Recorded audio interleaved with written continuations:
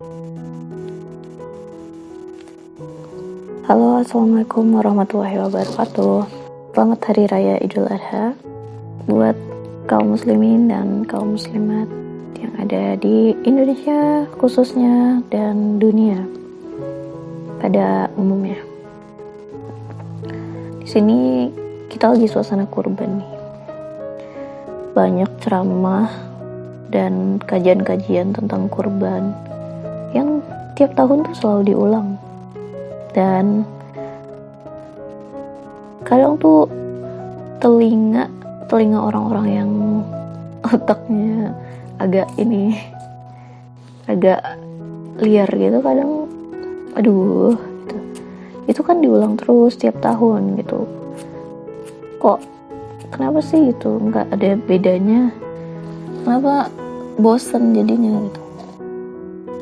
Hal itu bisa terjadi karena memang gak ada kesan. Walaupun udah sering diulang-ulang, tapi kesannya gak ada ya, jadi gak nempel gitu di hati. Di otak sih nempel karena sering diulang kan, tapi gak sampai ke hati.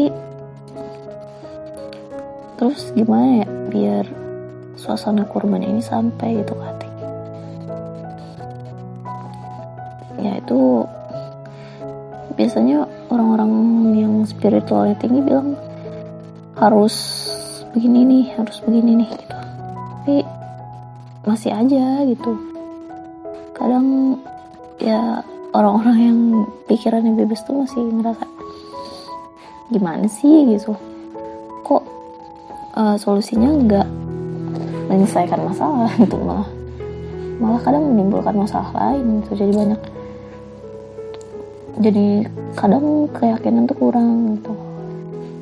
Jadi karena penjelasan yang kurang pas, jadi keyakinan kita pun jadi ikut menurun gitu.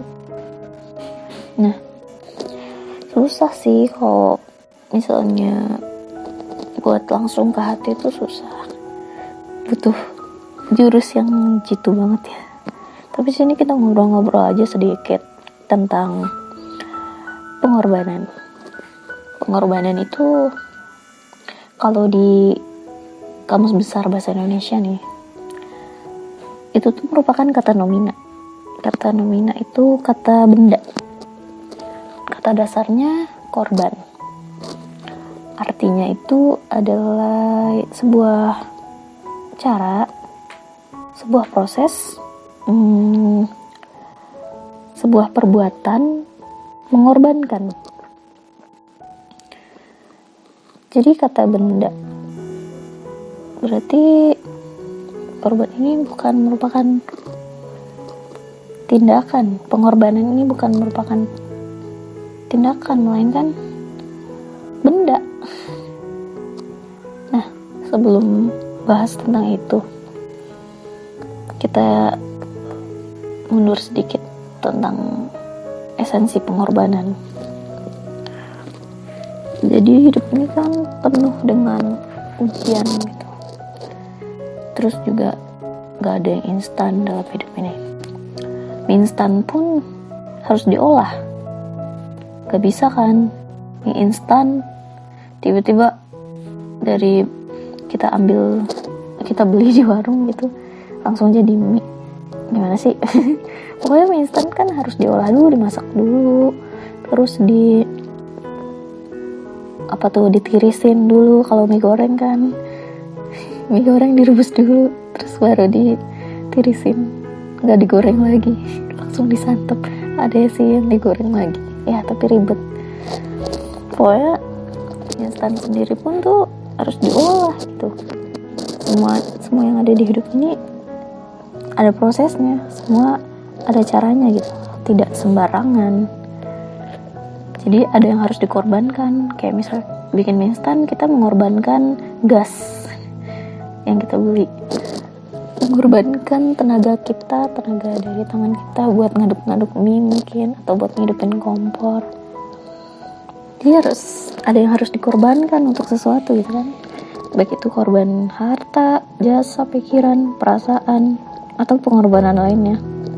Ya kayak tadi bikin mie itu pengorbanan apa tuh namanya, jasa ya, kita hidupin kompor pakai jasa tangan kita dan lain-lain gitu.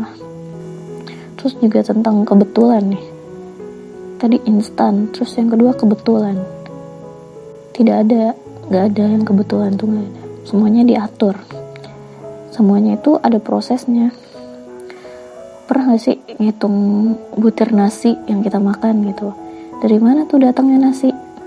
Apakah secara ajaib nasi itu muncul begitu saja gitu di hadapan kita dengan magic, atau dengan kita mikir kayak gini, waduh pengen nasi nih gitu, kayaknya enak, terus tiba-tiba nasinya muncul di depan? Enggak kan, nasi yang kita makan atau yang pengen kita makan itu, satu butirnya tuh punya cerita sendiri kan, bagaimana nasi itu bisa dihidangkan buat kita, bisa di depan kita gitu. Mungkin dari awalnya petani nanam bibitnya, terus ngebajak dulu, terus nanam bibit, pokoknya dan seterusnya gitu sampai panen, sampai nasinya dipisahin dari kulitnya, berasnya dipisahin dari kulitnya, terus dimasak nasinya gitu kan, ada prosesnya, punya cerita lah gitu. Bahkan mungkin di jalan pas berasnya diantar ke pengepul atau kemana tuh namanya, bahkan mungkin hampir kecelakaan yang nganter gitu, tapi nggak jadi, alhamdulillah. Jadi akhirnya sampai lah ke piring kita tuh si nasi itu. Ya pokoknya semuanya ada proses gitu, ada caranya, ada pengorbanannya. Kalau misalnya nih kita pengen sukses dalam hidup, apakah sukses itu datang gitu aja gitu tanpa satu perbuatan atau usaha? Enggak kan? Ya walaupun suksesnya itu kotor lah, misalnya kita sukses dengan cara yang tidak benar, itu kan juga butuh pengorbanan, butuh butuh proses, tapi caranya yang gak benar gitu. Misal kayak nyot orang atau kayak judi segala macam, itu kan proses juga, cuma ya prosesnya salah gitu. Intinya tuh semuanya butuh suatu proses, butuh suatu cara, suatu pengorbanan gitu.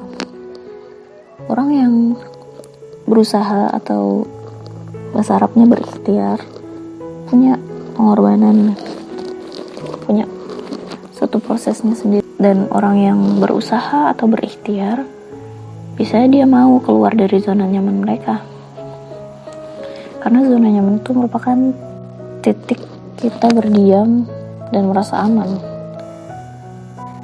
Kalau di analogi ini, zona nyaman itu tuh kayak kita tuh biji nih, misalnya kita sebuah biji yang ditanam. Nah, kalau kita ditanam aja di tanah, terus nggak disiram gitu kan, diem aja gitu, apakah dia bakal tumbuh gitu? Enggak, bakal diem aja tuh si biji itu. Kalau dia udah nyaman tuh bijinya, tanpa air, tanpa zat-zat lain gitu, bijinya diem aja di situ gitu kan. Kalau dia udah nyaman di tanah tuh dia nggak bakal tumbuh kan. Nah terus berarti pertumbuhan itu tidak ada di zona nyaman, benar nggak sih? Tidak ada orang yang berikhtiar untuk tumbuh yang merasa nyaman gitu. Pokoknya orang yang pengen tumbuh, semuanya itu nggak nyaman.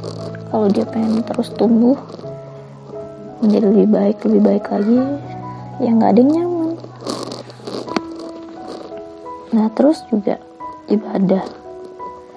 Tujuan manusia ini diciptakan di bumi buat ibadah, dan nggak ada tingkatan ibadah yang tinggi kalau pengorbanannya nggak tinggi. Orang yang kayak pergi haji, umroh gitu kan, mereka tingkat ibadahnya itu pengorbanannya tinggi tuh. Kayak misalnya ada yang nabung dulu, atau ada yang orang sibuk misalnya nyisihin waktunya segala macam, apa ya, tinggi lah pengorbanannya. Dalam Quran surat Al-Kautsar ayat 2 yang berbunyi, fasholli lirabbika wanhar, maka dirikanlah sholat karena Tuhanmu dan berkorbanlah. Nah ini tuh udah jelas kan, sholat itu buat kita menuju kemenangan, dan berkorban merupakan proses menuju kemenangan. Ngerti gak sih maksudnya gimana ya ngejelasinnya? Kan di azan itu kan ada hayal sholat, hayal falah, mari sholat gitu, mari menuju kemenangan gitu kan. Nah si kurban ini, maka dirikanlah sholat dan berkurbanlah. Nah kurban ini merupakan suatu pengorbanannya, maksudnya satu prosesnya gitu, cara kita buat menuju kemenangan ini. Kalau ngejelasin lebih panjang sih kayaknya aku susah ya gitu. Intinya sih gitu menurut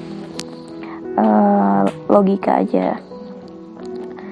Kalau mau penjelasan lebih lanjut, coba aja lihat ceramah-ceramah ustadz, atau mungkin tanya-tanyain ke ustadz-ustadz yang ada di dekat rumah.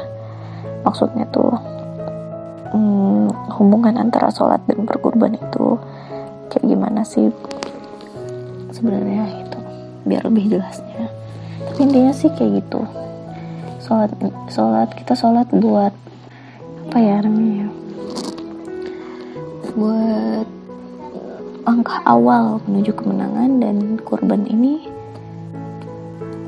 bukan kurban motong daging segala macam ya. Kurban ini tuh maksudnya tuh proses atau cara kita menuju kemenangan tersebut gitu logikanya. Nah tadi tentang kata pengorbanan yang merupakan kata benda atau nomina. Nah nomina ini kan merupakan kelas kata yang menyatakan nama dari seorang, tempat, atau semua benda dan segala yang dibendakan. Nah mungkin pengorbanan ini sesuatu yang dibendakan, jadi ya termasuk benda lah. Nah jadi bayangin deh, sebuah benda pasti berwujud kan, mau itu wujudnya padat, mau itu wujudnya gas, mau itu wujudnya cair. Nah benda itu kan berwujud gitu. Nah kata pengorbanan ini sesuatu yang dibendakan, jadi sesuatu yang perlu diwujudkan gitu, harus diwujudkan. Nah gimana tuh caranya?